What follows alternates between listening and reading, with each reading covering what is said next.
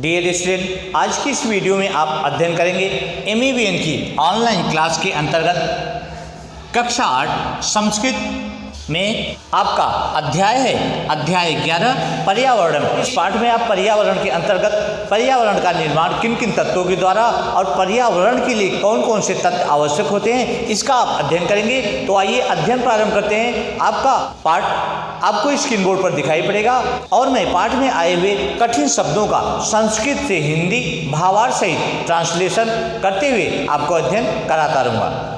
तो आइए अध्ययन प्रारंभ करते हैं। अध्याय 11 पर्यावरणम। या भूमि यज्जलम यश्च वायुः परितः विद्यते तत्सर्वं मिलित्वा अस्माकं पर्यावरणम कथ्यते। अर्थात जो भूमि, जो जल और वायु चारों ओर विद्यमान है वह सब मिलकर हमारा पर्यावरण कहलाता है।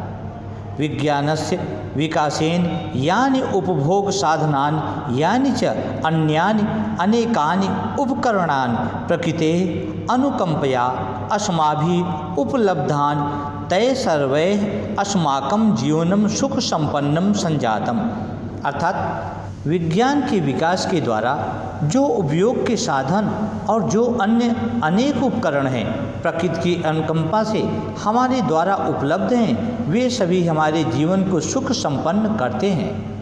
परमे तस्याम प्रक्रियायाम अस्माभिः पर्यावरणस्य महती हिंसा कृता। परंतु इस प्रक्रिया में हमारे द्वारा पर्यावरण की बहुत हिंसा की गई है। एतदिरिक्तम स्वावश्यकता पूरयितुं वनानां स्थाने भवनानि यंत्रशालाः नूतनाश्च मार्गाः अस्माभिः निर्मीयन्ते।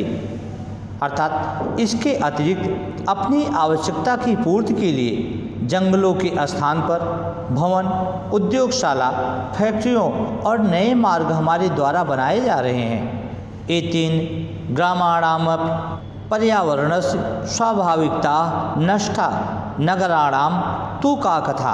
इससे गाँवों के पर्यावरण की वास्तविकता नष्ट हो रही है, नगर की तो क्या कहें।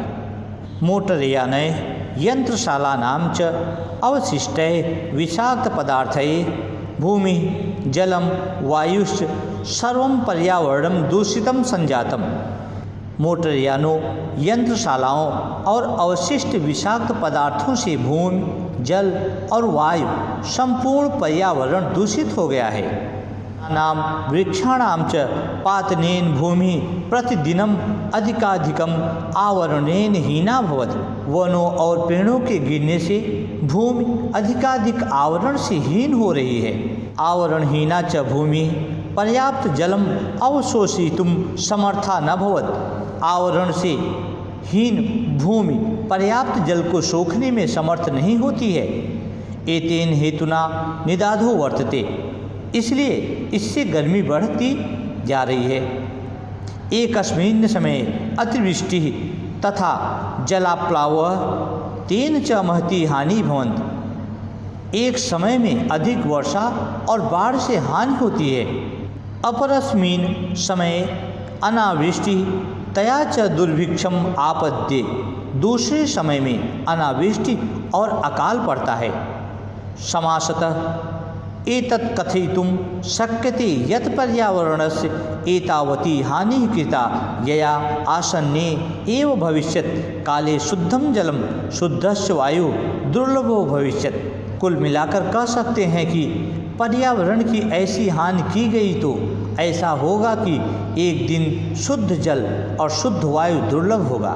नूतनाः रोगा आक्रमिष्यन्ति तैश्च मानवानाम अस्तित्वमेव संकटापन्नम भविष्यत्। नए रोग बढ़ जाएंगे और मानव का अस्तित्व संकट में पड़ जाएगा। तर्हि अस्माभिः किं कर्तव्यम। तो हमें क्या करना चाहिए। पर्यावरणस्य सुरक्षा अस्माभिः कर्तव्या। पर्यावरण की सुरक्षा हमारा कर्तव्य है। भूमि जलस्य वायो प्राणीनां वनस्पतीनां वनानां च सुरक्षा अस्माकं परमेव कर्तव्यम। भूमि, जल, वायु, प्राणी, वनस्पति और वनों की सुरक्षा करना हमारा कर्तव्य है। स्वच्छस्य पर्यावरणस्य स्वस्थस्य च जीवनस्य कृते वयं यानि यावन्ति च वस्तूनि उपयोगाय प्रकृते प्राप्नुमः तानि सर्वाणि प्रकृतिं प्रत्यावर्तयितुं तत्पराः भवेम। स्वच्छ वातावरण और स्वस्थ जीवन के लिए हम जो जीते हैं और वस्तुओं के उपयोग के लिए प्रकृति से प्राप्त करते हैं, उन सब को प्रकृति को लौटाने में तत्पर हों। नाम उपभोगेन तेषां या न्यूनता अस्माभिः क्रियते तां पूरयितुं वयं सावधानाः सन्नद्वास् भवेम। अपने उपभोग के लिए जो हमारे द्वारा वनों की कमी की गई है, उसकी पूर्ति के लिए सावधान और तत्पर होना होगा। एतत्कृते ग्रामेषु नगरेश्च अस्माभिः आशुवर्धनशीलाः पादपाः आरोपणीयाः। इसके लिए गांवों और नगरों में हमारे द्वारा शीघ्र बढ़ने वाले पौधे लगाने होंगे। उपभोगाय स्वस्था सम्यक दृष्टि अस्माभिः तथा विकास इतव्या यथा उपभोग उपयोगिनी वस्तुनि अस्माभिः सम्यक रूपेण जेरन्। उपभोग के लिए स्वस्थ सम्यक दृष्टि से हमारे द्वारा वैसा ही विकास करना होगा जैसा उपभोग की वस्तुएं हमारे द्वारा उपभोग में लाई जाती हैं। एतादृशी दृष्टि सर्वेषां कल्याणाय भविष्यन्ति। ऐसी दृष्टि सबके कल्याण के लिए होगी। तो इस प्रकार से इस पाठ का अध्ययन समाप्त होता है। तो आज की क्लास में बस इतना ही। Thank you so much.